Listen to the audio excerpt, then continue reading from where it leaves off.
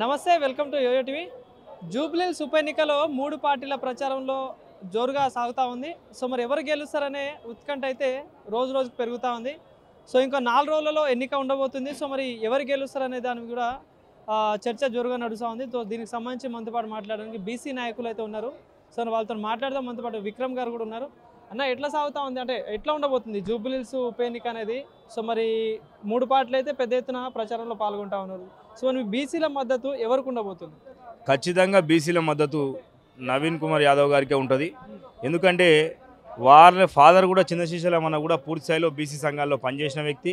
అదేవిధంగా బడుగు బలహీన వర్గాల నుంచి వెనుకబడిన తరగతుల నుంచి వచ్చి హైదరాబాదుల్ని ఒక బ్రాండ్ సంపాదించి పేద వర్గాల పక్షాన నిలబడ్డ కుటుంబం కాబట్టి ఖచ్చితంగా బీసీ సమాజం కూడా ఈ రంగు జెండాల ఎజెండా కాకుండా బీసీ అభ్యర్థి గెలవాలనే ఎజెండాతోనే ముందుకు పోతున్నారు. ఖచ్చితంగా నవీన్ యాదవ్ గారు గెలుస్తారు. ఆ గెలుపు ఇప్పుడు కాదు, దాదాపు 15 రోజుల కిందనే కన్ఫర్మ్ అయింది. ఎందుకంటే ఈ ఏదైతే చిన్నశీశలం యాదవ్ గారి పైననో లేదా వారి కుటుంబం పైన అనేక ఫేక్ న్యూస్లు, ఫేక్ వార్తలు వేటు SMS ద్వారా లేదా ఇతర వారి బీఆర్ఎస్ లేదా ఇంకో BJP party fake social media ద్వారా బయటకు వచ్చారు. నిజంగా మీకు ఆ ఓటమి భయం లేకపోతే ఇవన్నీ ఎందుకు చెప్తారు? అంటే మీ ఒక బీసీ నేత కొడుకుకు ఒక బీసీ నాయకునికి టికెట్ వస్తే మీరు ఇంత ఓర్వలేనితనమా, ఇంత ఓర్వలేరా? నిన్నగాక మొన్న కాన్గాని జాయిన్ చేసుకురు, వారి మీద ఇంత పెద్ద షీట్ ఉంది. దాని మీద రౌడీ షీటు, కేసులు, దేశంలో లేని లంగ కేసులన్నీ ఆయన మీద ఉన్నాయి.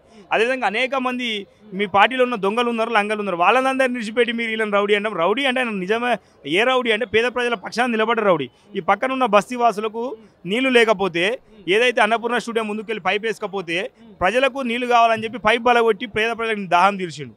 ఆయన రౌడీ అంటారా?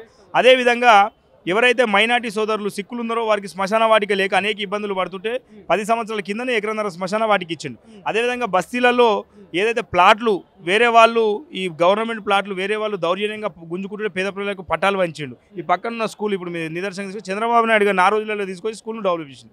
ఇది ఆయన రౌడీ కాదు, రాజకీయ నాయకుడు కాదు, ప్రజాసేవకు చేసేవాడు ఆయన, వాళ్ళ తండ్రి. ఆయన పైన ఎందుకంటే ఆయన బయట తిరిగితే వీళ్ళు భయపడుతారు. బస్తీలు ఆయనకు బ్రహ్మరథం పట్టేసరికి అమ్మ ఇది రివర్స్ అవుతుంది అని చెప్పి కేటీఆర్ నుంచి మొదలెడితే కిషన్ రెడ్డి దాకా భయపడుతుంది. మేము ఏమంటున్నామంటే ఒక బీసీకి టికెట్ వస్తే, ఒక బీసీ నాయకుడు గెలుపు అంచెల్లో ఉంటే మీరు ఇన్ని కుట్రలు చేస్తారా? ఇంత నిజాయితీ గల కుటుంబం ఎక్కడ ఉన్నది? ఆయన మీద ఏమైనా ఆయన ఆర్కిటెక్ట్ కొన్ని చదువు రాదు ఆయనకేమైనా? ఆయన గొప్ప ఆర్కిటెక్ట్, ఏడబై US UKలో చేసుకున్న అద్భుతమైన జీతం వస్తుంది. అయినప్పటికీ 2 సార్లు స్వల్పంగా దగ్గరికి వచ్చిపోయింది కదా MIM పార్టీకి వెళ్ళి. అయినా ఈరోజు అన్ని వర్గాలు ఆదరిస్తున్నాయి. మేము ఏమి అంటున్నాం అంటే బీసీ సంఘాల తరఫున జూబ్లీహిల్స్ ప్రజలకు కానీ ఈ ఎలక్షన్కు బీసీ ప్రత్యేకంగా తీసుకున్న ఎలక్షన్ ఇది. ఎందుకంటే ఇది పార్టీలకు సంబంధం లేదు, బీసీల ఆత్మ గౌరవానికి సంబంధించిన ఎలక్షన్ ఇది. ఒక పక్క రాష్ట్రంలో బీసీ వాదం నడుస్తూ ఉంది, 42% రిజర్వేషన్ కోసం కొట్లాడుతూ ఉన్నారు.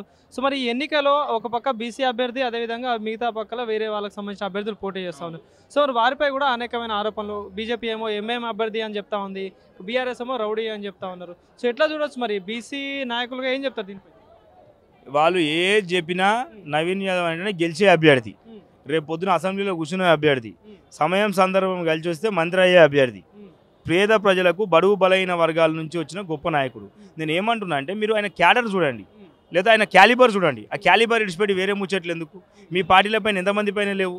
నిన్నగాక మొన్న ఎన్ని రూలు లేదు, మేము ఎన్ని భాగవతాలు బయట వెళ్ళలేదు మీ పార్టీలలో. మళ్ళీ ఒక్కరినైనా సస్పెండ్ చేసినావాను? పోనీ నువ్వు జాయిన్ చేసుకుని వాడినన్నా పోనీ తెలిసినాక సస్పెండ్ చేసినావా? వాడిని పక్కకు కూర్చోబెట్టుకొని ముచ్చట పెట్టబడుతుంది. నేను ఏమన్నా ప్రజలంతా తెలివిగా అవివేకంగా లేరు, తెలివిగల ప్రజలు, జూబ్లీహిల్స్ ప్రజలు డిసైడ్ అయిన ప్రజలు. ఇది డిసైడ్ అయిన ఓటు బ్యాంకు. వాళ్ళు ఏంటంటే రాత్రి మేము డబ్బులు సంచులు వంచుతాం, ఓ 10 మందికి ఒక ఓటర్కి ఒక ఇన్ఛార్జిని పెట్టాం అనుకుంటున్నావు తప్ప ఇక్కడ ప్రజలే మా అభ్యర్థులు, ప్రజలే మా బూత్ ఏమంటారు మా దగ్గర ఉన్న ఏజెంట్లు. వాళ్ళేమో కొత్తగా ఒకరిని ఊరికెళ్ళి తెచ్చి 10 మందికి ఒకరిని పెట్టి వాడిని డబ్బులు ఇచ్చి మభ్య పెడదామని వాళ్ళు అనుకుంటారు. మా ప్రజలు ఏమంటారు అంటే రాని అన్న ఎవడు వచ్చినా అంటాం, ఏ స్టార్ట్ చేస్తామని బీసీ ప్రజలు. ఎందుకంటే బీసీలకు సీట్లు ఇవ్వడమే తక్కువ. ఎందుకంటే మనం చూసాం గతంలో కూడా ఏ పార్టీ అయినా సరే ఏ డిక్లరేషన్ ఇచ్చినా బీసీలను అన్యాయం చేసింది. అదేవిధంగా ఓ బీసీ వ్యక్తికి టికెట్ వచ్చినప్పుడు మనం గెలిపించుకొని రేపు ముందుకు పోతేనే బీసీలకు టికెట్లు వస్తాయి. బీసీ అభ్యర్థి గెలిస్తేనే బీసీలలో ఆత్మగౌరవం పెరుగుతుంది. ఈ హైదరాబాద్ నగరంలో ఇంత కన్నా ఛాన్స్ మనకు దొరకదు. కాబట్టి ఖచ్చితంగా ఇక్కడ ఉన్న ప్రజలు కానీ ఎందుకంటే మీకు బీసీ ఓట్లు ఎక్కువ, ST SC ఓట్లు ఎక్కువ, మైనార్టీ ఓట్లు ఎక్కువ. పూర్తి స్థాయిలో ప్రజలు డిసైడ్ అయి ఉన్నారు. మేము పార్టీని చూడము, పార్టీ యొక్క మేనిఫెస్టోని చూడము. మాకు బీసీ అభ్యర్థి గెలిస్తేనే రేపు బడుగు బలైన వర్గాలకు మంచి జరుగుతుంది. మా ఎజెండాని ఏదైనా ముందుకు పోతున్నారు. సో అయితే మొన్న అజరుద్దీన్ గారికి మంత్రి పదవి ఇవ్వడం జరిగింది. సో మైనార్టీ ఓట్ల కోసమే ఆ మంత్రి పదవి అని చెప్పేసి ఒక పక్క మాట్లాడుతాను. అంటే రాష్ట్రంలో బీసీ నాయకులు లేరా, బీసీలకు ఎందుకు ఇవ్వలేరు అని చెప్పేసి మాట్లాడుతూ దీనిపై ఎట్లా స్పందిస్తారు మరి బీసీ నాయకులు? ఇప్పుడు బీసీలకు ఇప్పుడు మంత్రివర్గం ఇవ్వడము అనేది వాళ్ళ ప్రభుత్వ నిర్ణయం. మేము ఏమంటున్నామంటే ఖచ్చితంగా గతంలో కూడా డిమాండ్ చేసినాం 42% మంత్రివర్గంలో మాకు ఇవ్వండి, 42 కార్పొరేషన్ చైర్మన్లో మాకు ఇవ్వాలి, పార్టీ పదవులు 42% ఇవ్వాలి. మీరు ఏదో కామరేడ్ డిక్లరేషన్ చేసి మేము పోతామంటాం. కాకపోతే ఏంటంటే ఇది ఇప్పుడు పరీక్ష సమయం, ఇది ఏంటంటే సంవత్సరం పొడుగు చదివి రేపు పొద్దున ఎగ్జామ్ రాసేటప్పుడు రిజల్ట్ వచ్చే సమయం ఇది. ఇవన్నీ మేము గతం నెమరేసుకున్నా లేదా ఇంకో నెమరు రేపు ఖచ్చితంగా వదలం. మేము ఏ ప్రభుత్వం ఉన్నా బీసీలకు రావాల్సిన న్యాయమైన వాడ కోసం కొట్లాడతాం. కానీ ఇది మా ఆత్మగౌరవానికి సంబంధించింది, ఇది మా సెల్ఫ్ రెస్పెక్ట్కి సంబంధించింది.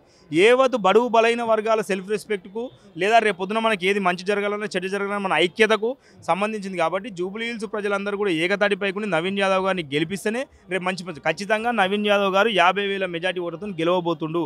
అది ఎవడు ఆపలేడు, ఎవడు అది చేయలేడు. ఇది ఏంటంటే ఈ అభ్యర్థిని పూర్తి స్థాయిలో సర్వే చేసి దీనికి చాలామంది పోటీ పడ్డారు. సర్వే చేసి అన్ని అలయన్స్లు తీసుకున్నాకనే నవీన్ గారు పేరు ప్రకటించారు. ఎందుకంటే బీసీ ఓటు బ్యాంక్ ఎక్కువ ఉన్నది, బీసీలలో ముందుకు పోయే వ్యక్తి ఆయనే. కాబట్టి బీసీలు కలుగుసాటుగా ఉన్నారు. ఇప్పుడు బీసీ చైతన్యం మీరు చూస్తున్నారు. మొన్న బంద్ పెడితే రాష్ట్రం అంతా చీమ చిటుకుమనలేదు.